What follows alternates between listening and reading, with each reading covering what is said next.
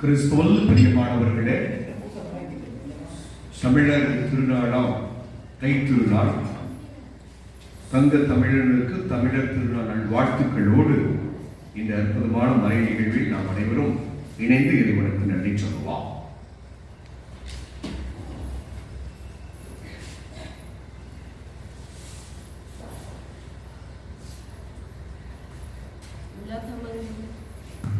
கொண்டாடும் நன்றியின் நாளாம் தமிழர்களின் பொங்கல் திருநாளாகிய இன்று பொங்கிடும் நன்றி உணர்வுடன் இறைவன் அளித்த கலை அறுவடைகளுக்கு நன்றி பரிசெலுத்த திருமறை கிளாமன்றம் கலை குடும்பமாக ஒன்று கூடியுள்ளோம். அறுவடை திருநாளின் போது வெறுமனே நெல் அறுவடை என்பது பொருள் அல்ல. நாம் எதை விதைக்கிறோமோ அதை அறுவடை செய்ய முடியும். எமது ஸ்தாபக தந்தை அமரண்ய மரிய சேவியர் அடிகளார் கலையை ஊடகமாக கொண்டு உலகளாவிய ரீதியில் மானிடம் மேம்பாட்டுக்கான பெருமானங்களை விதைத்துள்ளார். அதன் அறுவடைகளோடு எம்மிடம் தமது பணிகளை விட்டு சென்றுள்ளார். அறுவடையோ மிகுதி, வேலையாட்களோ குறைவு என்ற இறைவார்த்தைக்கு அமைய எமது கலை ஆற்றல்களை விருத்தி செய்து சமூக நன்மைகளுக்காக அனைவரும் ஒன்றுபட்டு உழைக்கின்ற வல்லமையும் வளத்தினையும் வேண்டவும் நாம் பெறும் நன்மைத்தனங்களுக்கு இறைவனுக்கு நன்றி கூறவும் இந்நாளில் நன்றியுடன் ஒன்று கூடியிருக்கின்றோம். மேலும் எமது சமூகத்தில் நிலவும் பொருளாதார நெருக்கடிகள், இயற்கை அழிவுகள், அதிகரித்த மழை வெள்ளத்தினால் பெரும் பாதிப்புகளுக்கு உள்ளாகி இல்லிடங்கள் இழந்து உறவுகளை தொலைத்து வாழும் நிலை, மத்தியில் மேலோங்கி வரும் கலாச்சார தொடர்புகள், ஒழுக்க சீரழிவுகள் போன்ற அழிவின் அபாயங்களை அகன்று போகவும் நீதியோடு கூடிய நிரந்தர அமைதியை எமது நாடு காணவும் கலைப்பணிக்காக தம்மை அர்ப்பணித்து வாழும் எமது மன்ற அங்கத்தவர்கள் அவர்களது குடும்பங்களுக்காகவும் சிறப்பாக கலைப்பணிக்காக தன்னை கரைத்து உம்பதம் வந்திருக்கும் ஸ்தாபக தந்தை மன்ற அங்கத்தவர்கள் அனைவரினதும் ஆன்ம இழைப்பாட்சிக்காகவும் இறைவனிடம் வேண்டுவோம். நிறைவாக துன்பங்கள் அகன்று நல்லவைகள் நடந்தேறும் ஆண்டாக இவ்வாண்டு அமைய பொங்கும் உணர்வுடன் குருவுடன் இணைந்து திருப்பலியில் சங்கமிப்போம்.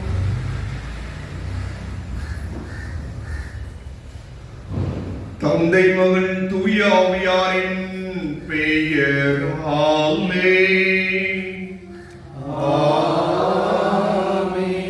நம் ஆண்டவராகிய இயேசு கிறிஸ்துவின் அருளும் கடவுளின் அன்பும் தூய ஆவியாரின் நட்புறவும் தோழமையும் உங்கள் அனைவரோடு என்றும் இருப்பதாக.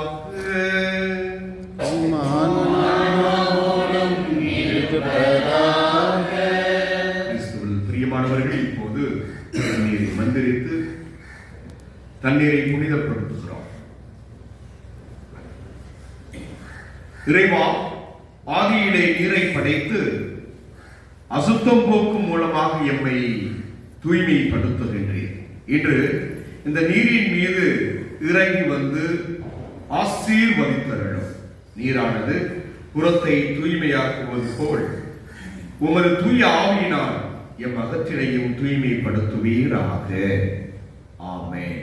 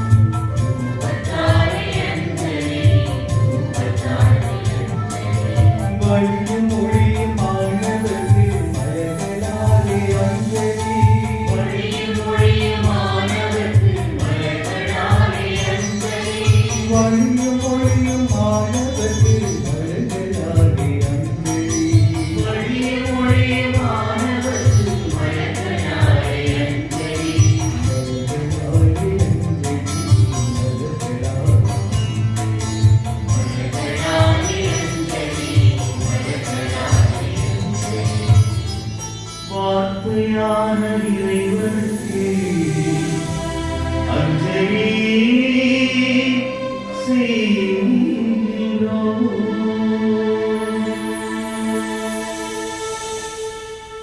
முதல் வாசகம் இணைச்சட்ட நூலிலிருந்து வாசகம் அதிகாரம் 26 1 முதல் 11 முடிய.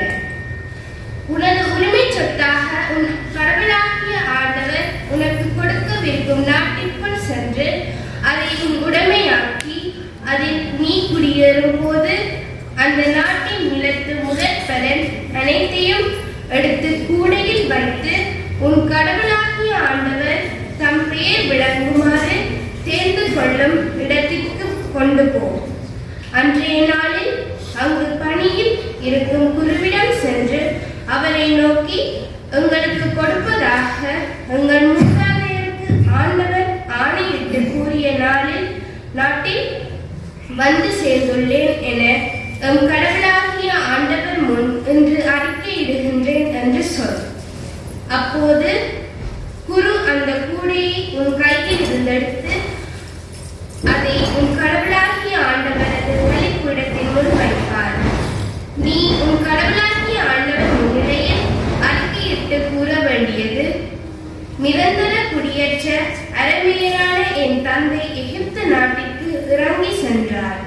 அங்கு மக்கள் சிலருடன் அந்நியராய் இருந்தார். ஆனால் அங்கேயே பெரிய வலிமை மிகு திரளான மக்களினத்தை கொண்டவர் ஆனார். எகிப்தியர் எங்களை ஒடுக்கினர், துன்புறுத்தினர், கடினமான அடிமை வேலைகளை எங்கள் மீது சுமத்தினர். அப்போது நாங்கள் எங்கள் மூதாதையரான கடவுளாகிய ஆண்டவரை நோக்கி குரல் எழுப்பினோம். ஆண்டவர் எங்கள் குரலை கேட்டார். எங்களுடைய துன்பத்தையும் வருத்தத்தையும் அவதியையும் கண்டார். தம் வெளிய கரத்தாலும் ஓங்கிய புயத்தாலும் அஞ்சத்தக்க பேராற்றலாலும் அடையாளங்களாலும் அருஞ்செயல்களாலும் ஆண்டவர் எங்களை எகிப்தில் இருந்து புறப்படச் செய்தார். அவர் எங்களை இந்த இடத்திற்கு கூட்டி வந்தார். பாலும் தேனும் வழிந்தோடும் இந்த நாட்டை எங்களுக்கு தந்தார். எனவே ஆண்டவரே, இதோ நீர் எனக்கு கொடுத்த நிலத்தின் முதற் பலனை கொண்டு வந்துள்ளேன் என்று சொல்லி அதை உன் கடவுளாகிய ஆண்டவர் முன்னிலையில் வைத்து அவரை பணிந்து தொழுவாய். பின்னர் நீயும் லேவியரும் உன்னோடு உள்ள அந்நியரும் கடவுளாகிய ஆண்டவர் உனக்கும் உன் வீட்டாருக்கும் செய்த அனைத்து நன்மைகளை முன்னிட்டு அக்களியுங்கள். இது ஆண்டவர் வழங்கும் அருள்வாக்கு.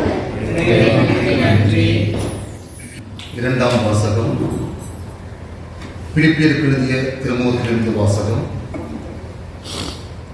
கனிந்த உங்கள் உள்ளங்கள் எல்லா மனிதருக்கும் தெரிந்திருக்கிறது. ஆண்டவர் அண்மையில் உள்ளார், எதை பற்றியும் கவலைப்பட வேண்டாம். ஆனால் நன்றியோடு கூடிய இறை வேண்டல், மன்றாட்டு ஆகிய அனைத்தின் வழியாகவும் கடவுளிடம் உங்கள் விண்ணப்பங்களை தெரிவியுங்கள். அப்பொழுது அறிவெல்லாம் கடந்த இறை அமைதி கிறிஸ்து இயேசுவோடு இணைந்துள்ள உங்கள் உள்ளத்தையும் மனத்தையும் பாதுகாக்கும். இறுதியாக சகோதர சகோதரிகளை, உண்மையானவை எவையோ, கண்ணியமானவை எவையோ, நேர்மையானவை எவையோ, தூய்மையானவை எவையோ, விரும்பத்தக்கவை எவையோ, பாராட்டுதற்குரியவை எவையோ, நற்பண்புடையவை எவையோ, போற்றுதற்குரியவை எவையோ, அவற்றையே மனதில் இருத்துங்கள். நீங்கள் என்னிடம் கற்றுக்கொண்டவை, என் வழியாய் பெற்றுக்கொண்டவை, என்னிடம் கேட்டறிந்தவை, என் வாழ்வில் நீங்கள் கண்டுணர்ந்தவை யாவற்றையும் கடைப்பிடியுங்கள். அப்போது அமைதியை அருளும் கடவுள் உங்களோடு இருப்பார். இது ஆண்டவரின் நல்வாக்கு. அக்காலத்தில் இயேசு தம் சீடரை நோக்கி கூறியது, உயிரை காக்க எதை உண்பது, எதை குடிப்பது என்றோ, உடலை காக்க எதை உடுத்துவது என்றோ நீங்கள் கவலைப்பட வேண்டாம் என நான் உங்களுக்கு சொல்லுகிறேன். உணவை விட உயிரும், உடையை விட உடலும் மேலல்லவா? வானத்து பறவைகளை நோக்குங்கள், அவை விதைப்பதுமில்லை, அறுப்பதுமில்லை, களஞ்சியத்தில் சேர்த்து வைப்பதுமில்லை. உங்கள் விண்ணக தந்தை அவற்றிற்கும் உணவு அளிக்கிறார். அவற்றை விட நீங்கள் மேலானவர்கள் அல்லவா?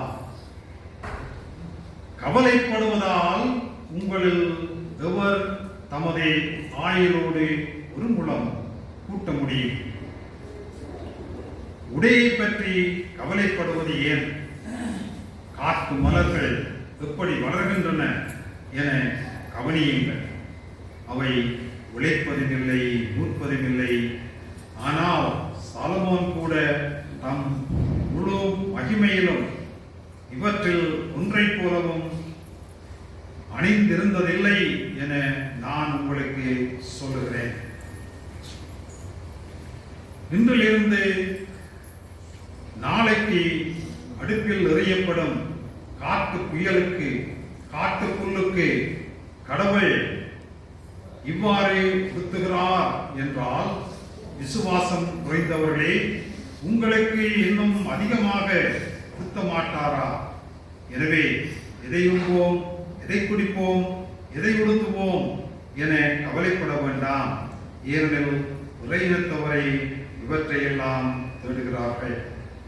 இவை அனைத்தும் உங்களுக்கு தேவை என உங்கள் விண்ணக தந்தை அறிந்திருக்கிறார். எனவே அனைத்திற்கும் மேலாக அவரது அரசையும் அவருக்கு ஏற்புடையவையும் நாடுங்கள். அப்போதே இவை அனைத்தும் உங்களுக்கு சேர்த்து கொடுக்கப்படும். ஆகையால் நாளைக்காக கவலைப்படாதீர்கள். ஏனெனில் நாளைய கவலை நாளைக்கு இருக்கும். அந்தந்த நாளுக்கு அந்தந்த பாடே போதும். இது கிறிஸ்து வழங்கும் நற்செய்தி. கிறிஸ்து இயேசுவில் என் பிரியமான அன்பு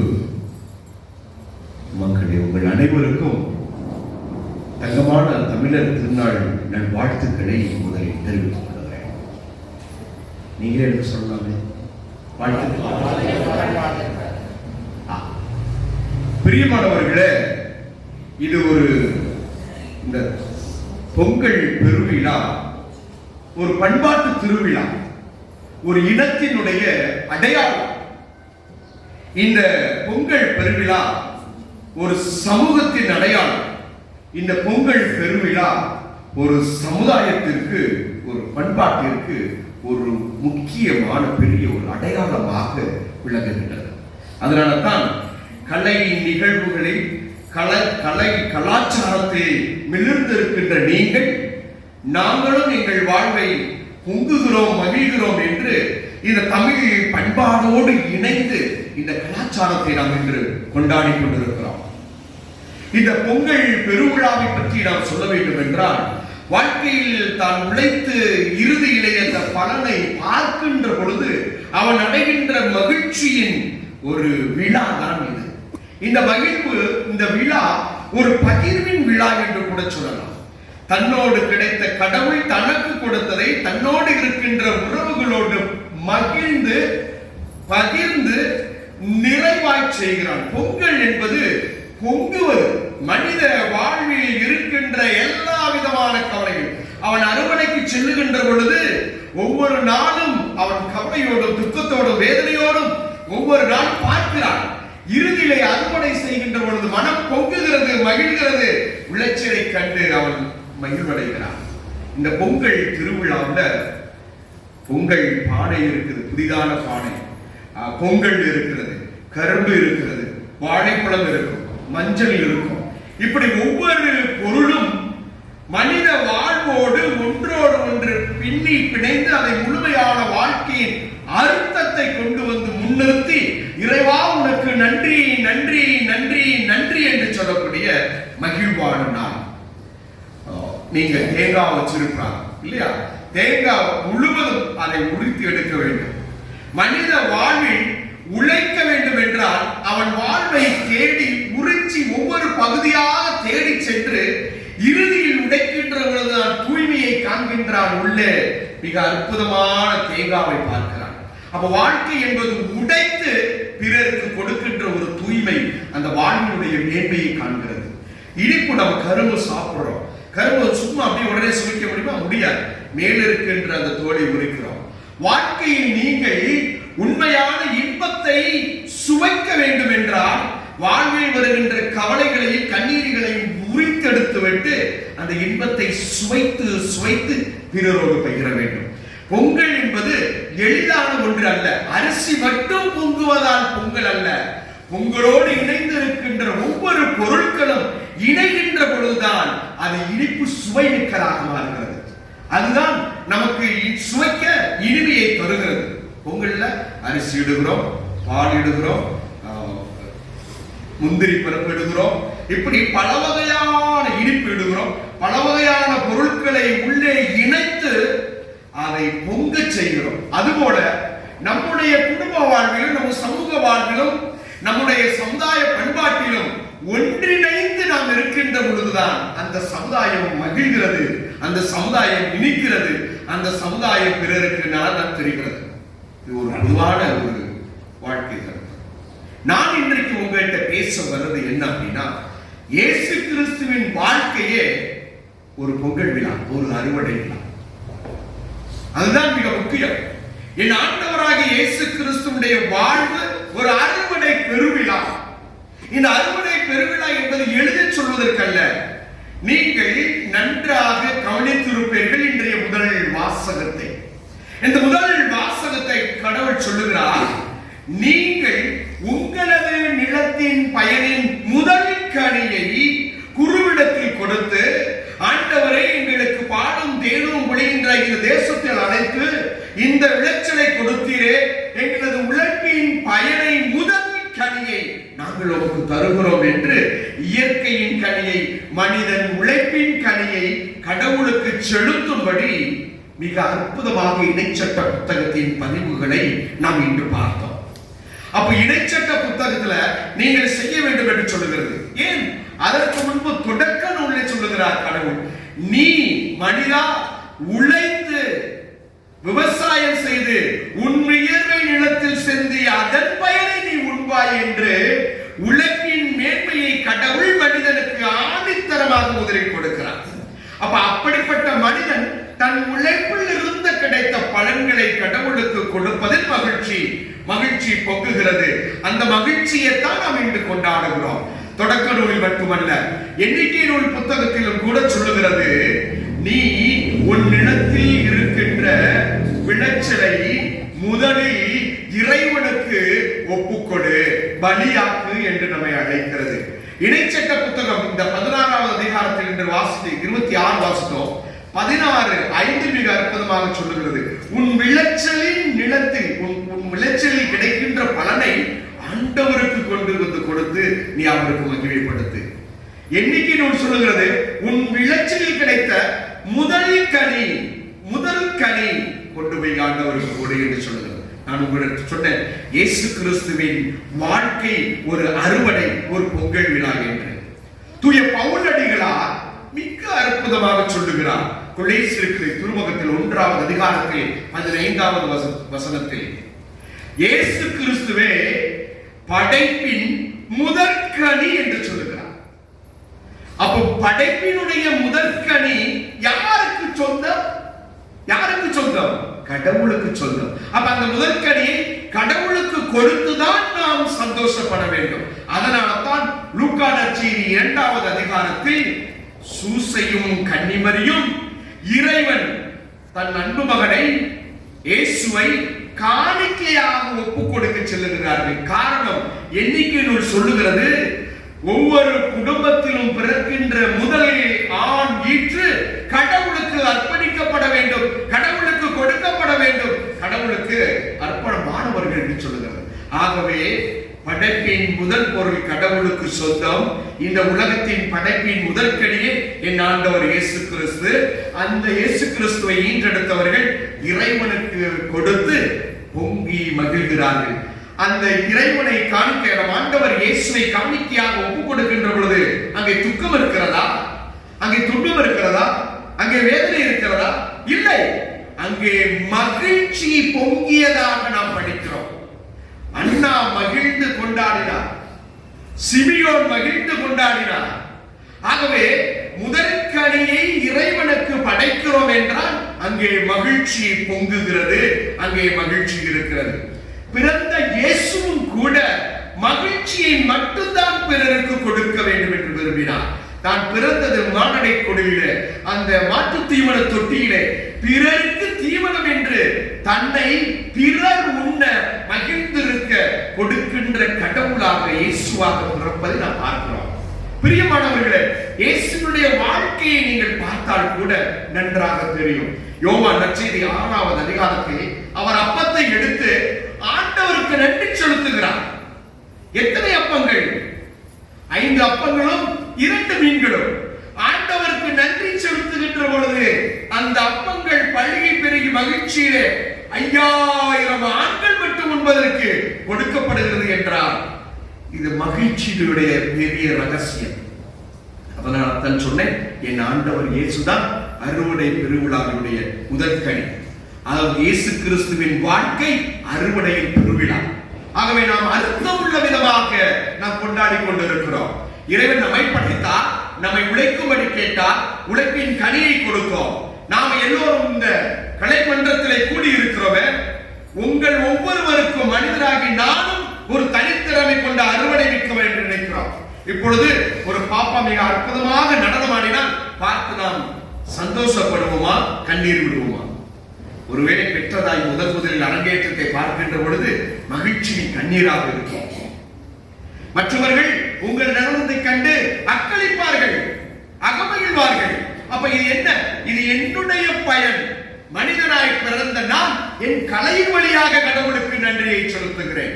என்னுடைய நடனம் இறைவனை நோக்கிய மகிழ்ச்சியின் நடனமாய் இருக்கிறது. இறைவா, நீர் என்னை படைத்து உமக்கு நான் நன்றி செலுத்துகிறேன். அதுதான் மிக முக்கியம். ஆகவே நாம் ஒவ்வொரு செயல்களின் வழியாக கடவுளுடைய படைப்பாளியாக இருந்து, கடவுளுடைய படைப்பாக இருந்து அந்த படைப்பை தொடர்ந்து புதுப்பித்துக் கொண்டு செல்லுகின்ற நாம் ஒவ்வொரு ஆண்டின் முதலில் தொடக்கத்தில் தை திருநாள் அன்று இறைவனுக்கு நாம் படைக்கிறோம். இது சேகரிப்பின் திருவிழா, அறுவடையின் திருவிழா என்று பழைய ஏற்பாட்டில் கொண்டாடினார்கள். புதிய ஏற்பாட்டில் நம் ஆண்டவர் இயேசு கிறிஸ்து தான் நமக்கு தலைப்பேறு. கிறிஸ்து படைப்பனைத்திலும் தலைப்பேராக இருக்கிறார். அப்படிப்பட்ட கிறிஸ்துவை நம் ஆண்டவர் நம் தந்தையாகிய கடவுள் நமக்கு ஒப்பு கொடுத்து அவர் மகிழ்ச்சி அடைகிறார். நாம் பாவத்திலிருந்து விடுதலை பெறுவதற்காக ஒருவருடைய சாவு நமக்கு மகிழ்ச்சியாய் மாறுகிறது, மீட்பாய் மாறுகிறது. பிரியமானவர்களே, இரண்டாவது நீங்கள் நன்றாக பார்க்க வேண்டும். கிறிஸ்து தலைப்பேர் மட்டுமல்ல, தமிழர்களாகி நாம் அனைவரும் இந்த திருவிழாவை ஒரு அறுவடையின் பெருவிழாக மட்டுமல்ல, நம்மை சந்திக்கின்ற ஒவ்வொருவருக்கும் நாம் மகிழ்ச்சியாக இருக்க வேண்டும். இறைமகன் பெற்றெடுத்த அன்னை மரி தன்னுடைய உறவினர் எலிசபெத்தை சந்தித்த பொழுது துக்கமாய் இருந்தார்களா? இல்லை. மகிழ்ச்சி அங்கே இரு தாயும் சந்தித்துக் கொண்டது மட்டுமல்ல, தாயுடைய வயிற்றில் இருந்த குழந்தைகளும் மகிழ்ச்சியில் துள்ளியது என்று நாம் பார்க்கிறோம். ஆக இந்த விழா அறுவடை பெருவிழா என்பது 4 நாட்களில் நாம் கொண்டாடுகிறோம். ஒன்று போகி பண்டிகை. போகி பண்டிகை நம் இயேசுவோடு இணைந்தது. போகி பண்டிகை என்பது பழையன களைந்து புதியன புகுதல். ஆக எபேசியர்களை திருமுகத்தில் நீங்கள் 4வது அதிகாரத்தில் படிப்பீர்கள். அங்கே சொல்லுகிறார், மனிதர்களாகி நாம் அனைவரும் புதிய ஈழ்மை பெற்றுக் கொள்வோம் என்று சொல்லுகிறார். அவ பழைய நாம் களைகிறோம், புதிய ஒரு படைப்பிற்கு செல்லுகிறோம். ஆண்டவர் இயேசு உங்களையும் என்னையும் ஒரு புது மனிதனாக, நல்ல மனிதனாக, உலகில் கடவுளுக்கு முன்னிலையில் குற்றமற்றவராக, பாவமற்றவராக வாழ்வதற்கு நம்மை தூய்மைப்படுத்த வந்தார். இதுவும் ஒரு வகையில் அக தூய்மை. புற தூய்மையாக வீட்டில் இருக்கின்ற தேவையில்லாத பொருட்களை நடுத்தருவில் வைத்து தீயரித்து போகி பண்டிகையை கொண்டாடுகிறோம். அது முதல் நாள் நம்மை தூய்மைப்படுத்துகிறோம். இன்றைய வழிபாட்டில் கூட நாம் இந்த கலாச்சாரம் மிக்க richness of this liturgy. இந்த லிட்டர்ஜியில் நம்ம பாருங்க, முதலில் வருகின்ற பொழுது வரவேற்றீர்கள், நாம் பாவங்களை நினைத்து மன்னித்து நம்மை தூய்மைப்படுத்திக் கொண்டோம். அதன் பின்பு இறைவனே ஒளி என்று அவரை ஒளியேற்றி வைத்து அந்த ஒளியின் மகிழ்வில் நாம் அனைவரும் நினைத்து கொண்டாடி கொண்டிருக்கிறோம். ஆக நம்மிடம் இருக்கின்ற அகத்தூய்மை ஆக்கப்பட்டதை நாம் உணர்கிறோம். இதுதான் போகி பண்டிகை. அடுத்து பொங்கல் பண்டிகை. இந்த பொங்கல் திருநாள் என்பது இறைவன் கதிரவனை, சூரியனை கொடுத்து அந்த சூரியனின் வெளிச்சத்தில் இருந்து உழவு தொழில் செய்து நாம் பெற்றுக்கொண்ட கனிகளை கடவுளுக்கு நன்றி செலுத்துகிறோம். ஆகவே இறைவன் படைத்த ஒளி. நீங்க உங்க வீட்டுல ஒளி இல்லாத இடத்துக்குள்ள ஒரு செடி வச்சா முளைக்கு வருமா? கண்டிப்பா முளைக்க. அங்க என்ன வேணும்? ஒளி வேணும். அப்ப அதுதான் மிக முக்கியம். ஆகவே கடவுள் படைத்த அனைத்து அந்த சராசரி இயற்கைக்காக நாம் இறைவனுக்கு உழைப்பின் பயனை கொடுத்து நன்றி சொல்லுகிறோம். இரண்டாவது நாள் அதுதான் இன்று. நாம் இன்று இந்த இடத்தில் கொண்டாடுகிறோமே, இறைவா நீ என்னை அத்துணை கலைகளிலும் என்னை சிறப்பிக்க செய்து என் கலைவடிகளில் உமக்கு நான் நன்றி செலுத்துகிறேன் என்று சொல்லி நாம் அனைவரும் அமர்ந்திருக்கிறோம். பிரியமானவர்களே, மூன்றாவது உழவு தொழில். ஒரு மனிதன் நிலத்தை செம்மை செய்து உழவு செய்வதற்கு கண்டிப்பா மாடுகள் தேவை. இன்னைக்கு என்ன டிராக்டர் நம்முடைய சமுதாயம் எங்கேயோ வளர்ந்து கொண்டிருக்கிறது. ஆகவே அதற்கு நன்றி சொல்லும் விதமாக நாம் இந்த திருவிழாவை உழவர் பெருவிழாவாக கொண்டாடுகிறோம். கத்தோலிக்க கிறிஸ்தவர்களாகிய நாம் அனைவரும் 17ஆம் தேதி பெரிய அந்தோணியார், வனத்தந்தோணியாருடைய விழாவன்று இந்த விழாவை மிக சிறப்பாக தமிழகத்திலே நான் கொண்டாட பார்த்திருக்கிறேன். மூன்றாவது ஒரு காரியம் என்ன பொங்கல் என்றால் காணும் பொங்கல். தன்னுடைய குற்றம் நீக்கி மாசுபடுத்தி தன்னை குற்றமற்றவனாக ஆக்கி இறைவன் கொடுத்த முதல் கனியில் பொங்கி அந்த பலனை தன்னோடு இந்த பலனை பெறுவதற்கு இருந்த மிருகங்களுக்கு நன்றி சொல்லி இறைவனுக்கு நன்றி சொல்லி தன்னோடு மட்டும் வைத்துக் கொள்ளவில்லை, தன்னுடைய உறவுகளை சந்தித்து தன் மகிழ்வை தெரிவிக்க வேண்டும் என்பதற்காக தன் உறவுகளோடு பகிர்ந்து கொள்ளுகின்ற காணும் பொங்கல் தான் அதுக்கு அடுத்த பொங்கலாக கொண்டாடுகிறோம். நம்ம ஆண்டவர் இயேசுடைய வாழ்க்கையில பார்த்தீங்கன்னா இந்த 4 பொங்கலுமே இணைந்து இருக்கும். அப்ப சொல்லுவார் 6வது அதிகாரத்துல யோவான் நற்செய்தியில, இவர்களுக்கு உணவு கொடுங்க. எங்க போவோம்? பொங்கி இடுகிறது உணவு. இறைவன் ஆண்டவருக்கு நன்றி சொல்லுகிறார். அப்பா இந்த அப்பத்தை தந்ததற்கு நன்றி எடுத்து சொல்லுகிறார். அந்த அப்பம் பழுகி பெறுகிறது. அது போலதான் இந்த பொங்கல் பெருவிழா. தன்னுடைய சீடர்களை, தன்னோடு இருக்கின்ற உறவுகளை அவர் அன்பு செய்கிறார். தொழுநோயால் என்று ஒதுக்கப்பட்டவரை தொட்டு குணப்படுத்துகிறார். இதுதான் உறவினுடைய மகிழ்ச்சி. இதுதான் உறவை வளர்க்கின்றது. பார்வையற்றவனுக்கு பார்வை கொடுக்க சொல்லுகிறார். அவன் மனிதனோடு உறவு கொண்டு அவரை சந்திக்க மகிழ்கிறார்கள். நமக்கு இத்தனை பேர் இருக்கிறோம். மீண்டும் உங்களை சந்திக்க வேண்டும் என்று எத்தனை பேர் விரும்புகிறார்கள்? அப்ப உங்களை மீண்டும் சந்திக்க வேண்டும் என்று விரும்பினால் நீங்கள் ஏதோ ஒரு நன்மையான, இன்பமான, மகிழ்ச்சியான ஒரு காரியத்தை அந்த மனிதருக்கு நீங்கள் செய்திருக்கிறீர்கள். மீண்டும் நான் அவனை இப்போது காண்பேன். ஆகவே ஆண்டவர் இயேசு கிறிஸ்துவை ஒவ்வொருவரும் காண வேண்டும், காண வேண்டும் என்று துடித்தார்கள் என்றால் தங்களுடைய வாழ்வில் மட்டுமல்ல, தன்னோடு இருக்கின்ற ஒரு வாழ்விலும் மகிழ்ச்சியை பொங்குக பொங்குக என்று நிறைவாய் கொடுத்தார். அதனாலதான் சொல்லுவார், மத்தேயு நற்செய்தியை நீங்க படிப்பீங்க 5வது அதிகாரத்துல, விண்ணக தந்தை நிறைவு உள்ளவராய் இருக்கிறார், நீங்களும் நிறைவு உள்ளவர்கள். அந்த விண்ணக தந்தையின் நிறைவை முழுமையாக இயேசு நமக்கு தந்தார். தன் வாழ்வை முழுவதும் தந்தார். பிரியமானவர்களே, அவர் அத்தோடு நிறுத்திவிட்டாரா? ஒவ்வொரு நாளும் நாம் கத்தோலிக்க கிறிஸ்தவர்கள் பொங்கல் என்ற விழாவை கொண்டாடுகிறோம் என்பதை மறந்து விடாதீர்கள். நீங்கள் ஒவ்வொரு நாளும் நற்கருணையை இங்கு பெறுகின்றீர்களே, இந்த இயேசு நீ ஒரு நாள் மட்டும் நன்றி அல்ல, ஒவ்வொரு நாளும் உனக்கு பொங்கலாக வந்து உன் வாழ்விலே மகிழ்ச்சியை, சந்தோஷத்தை, அமைதியை, அன்பை, எல்லா இரக்க செயல்களை, பண்புகளை உனக்கு தருவதற்கு இந்த நற்கருணை பீடத்துல தன்னையே முழுமையாக நாம் வாழ்வு வர பொங்கி பொங்கி மகிழ்ச்சியாய் வந்து கொண்டிருக்கிறார். என் ஆண்டவர் இயேசு ஒரு அறுவடை திருவிழாவின் கதாநாயகன். அவருடைய வாழ்வு ஒரு கதாநாயகனுடைய வாழ்வு. இந்த கதாநாயகன் இன்றைய பொங்கல் விழாவின் அறுவடை பெருவிழாவில் சிறந்த நபராக இருக்கிறார். ஆகவே கத்தோலிக்க கிறிஸ்தவர்களாகிய நாம் இந்த திருவிழாவை கொண்டாடுவது சால சிறந்தது. தமிழர்களாகிய நாம் நம் பண்பாட்டை எடுத்துச் சொல்லி, சமய ஒற்றுமையை எடுத்துச் சொல்லி, நம்முடைய அடையாளத்தை முன்னிறுத்தி கொண்டாடுவது மிகவும் சாலச் சிறந்தது. அதைவிட மிக சிறப்பாக, இறைவா என்னை படைத்தாய், எனக்குள் பல கலைகள் கொடுத்தாய், அந்த கலைகளை நான் உனக்கு தருகிறேன் என்று அந்த கலைகளை இறைவன் முன் நாம் நடனமாடி மகிழ்வித்து இறைவனே முழுமையாய் பிறருக்கு கொடுக்கின்ற ஒவ்வொரு நுணுக்கமும் கூட ஒரு மகிழ்வு, ஒரு மகிழ்வு, ஒரு மகிழ்ச்சி. ஆக பொங்கல் விழா என்பது ஒவ்வொரு மனிதனுக்குள்ளும் இருந்து பொங்குகின்ற விழா. அதை தனக்குள் செய்வது அல்ல, தன்னோடு இருக்கின்ற உறவுகளுக்கு கொடுப்பது. அப்ப இனிப்பு என்ற பொங்கலை சாப்பிடுகின்ற பொழுது பிறருக்கு மகிழ்ச்சி என்ற ஒன்று கிடைக்கிறது.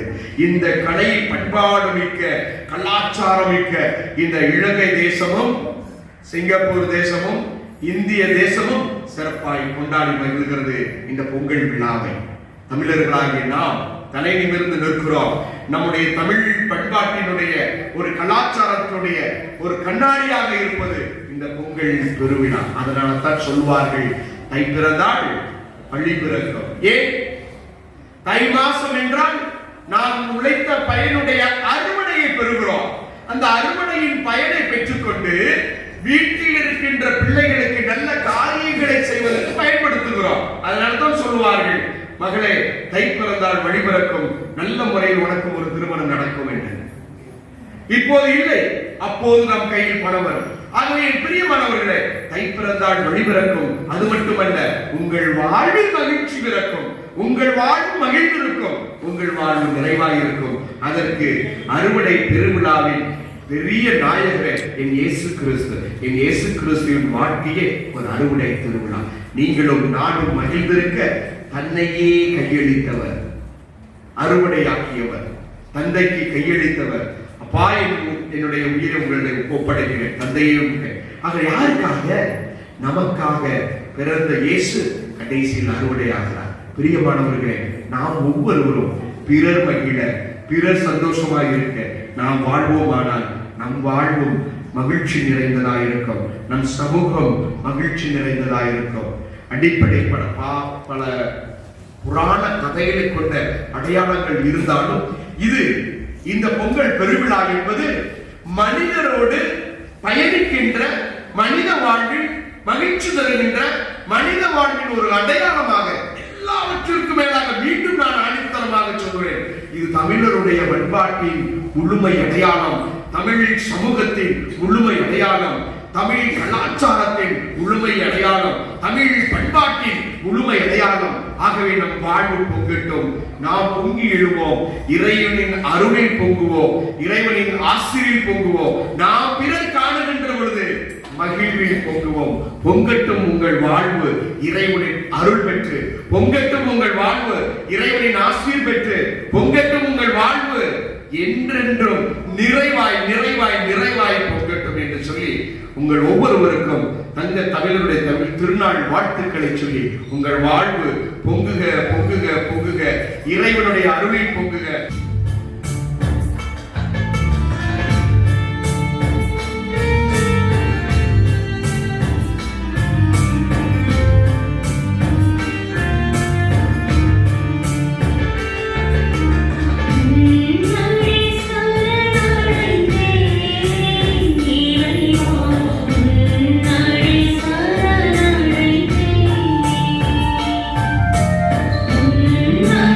சரணடைந்தேன்